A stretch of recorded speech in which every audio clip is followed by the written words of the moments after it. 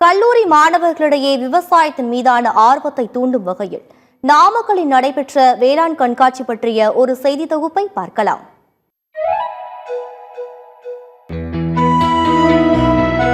கல்லூரிகளில் வேளாண் படிப்பை முடித்த பின்னர் 90% மாணவர்கள் விவசாயம் செய்யவே ஆர்வம் காட்டுவதில்லை என்று பரவலாக குற்றச்சாட்டு உள்ளது. ஏனென்றால் வேளாண்மையில் செலவுகள் அதிகரித்து விட்டதால் லாபமே இல்லாத விவசாயம் எதற்கு என்று கள நிலவரம் யோசிக்க வைக்கிறது.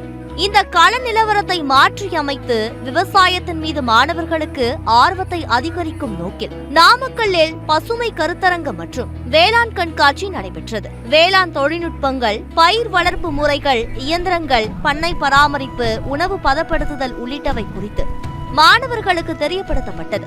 மேலும் கண்காட்சியில் 60க்கும் மேற்பட்ட அரங்குகள் அமைக்கப்பட்டு மரபு விதைகள், காய்கறிகள், மூலிகை பயிர்கள், வேளாண் கருவிகள் உள்ளிட்டவை காட்சிக்கும் விற்பனைக்கும் வைக்கப்பட்டிருந்தன. ஆர்கானிக் ஃபார்மிங்க எப்படி டெக்னாலஜி யூஸ் பண்ணி கொண்டு போலாம். இப்ப லார்ஜ் ஃபார்மர்ஸ் இருக்காங்க. அவங்க எப்படி காஸ்ட் கம்மியா யூஸ் பண்ணி லேபர்ஸோட காஸ்ட் எல்லாம் இல்லாம எப்படி நம்ம ஈஸியா கொண்டு போலாம் அப்படி சொல்லிட்டு அங்க இரிகேஷன் சேனல்ஸ் எல்லாம் நிறைய இருக்கு. பாரம்பரிய முறையில கொண்டு அதை நம்ம கிட்ட வித்துட்டு இருக்காங்க. அங்க நிறைய வகைகள் நாங்க பார்த்தோம்.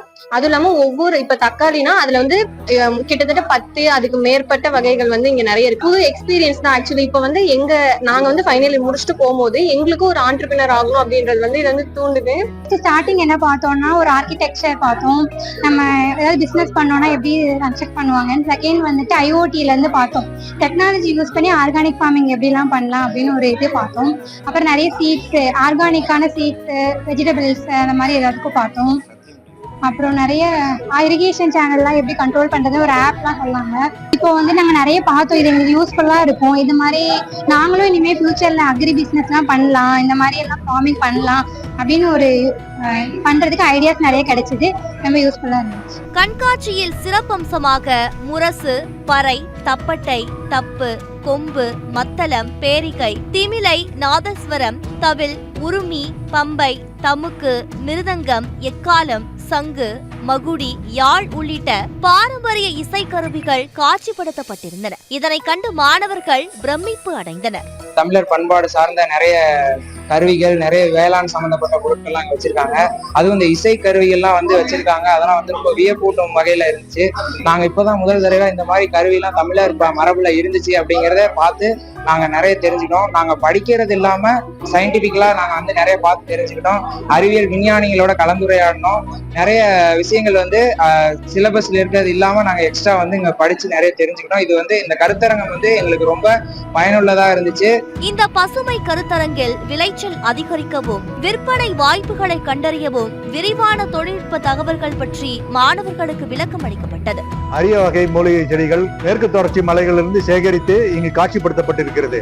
அதுபோல சுரக்காய் போன்றவை அப்படி இயற்கையாகவே வைத்திருக்கு, பாதுகாப்பாக வைக்கப்பட்டிருக்கிறது. பேக்கெட் பண்ணா அது கெட்டு போயிடும்.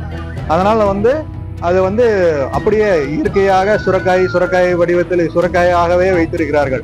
அப்போ பல நாட்கள் அது பாதுகாப்பாக வைக்கப்படும் என்பதெல்லாம் இந்த மாணவர்களுக்கு தெரியப்படுத்த வேண்டும் என்ற முக்கிய காரணத்தினால் அதெல்லாம் இயற்கையாக எப்படி விளைகிறதோ அதே போல அங்க காட்சிப்படுத்தப்பட்டிருக்கிறது.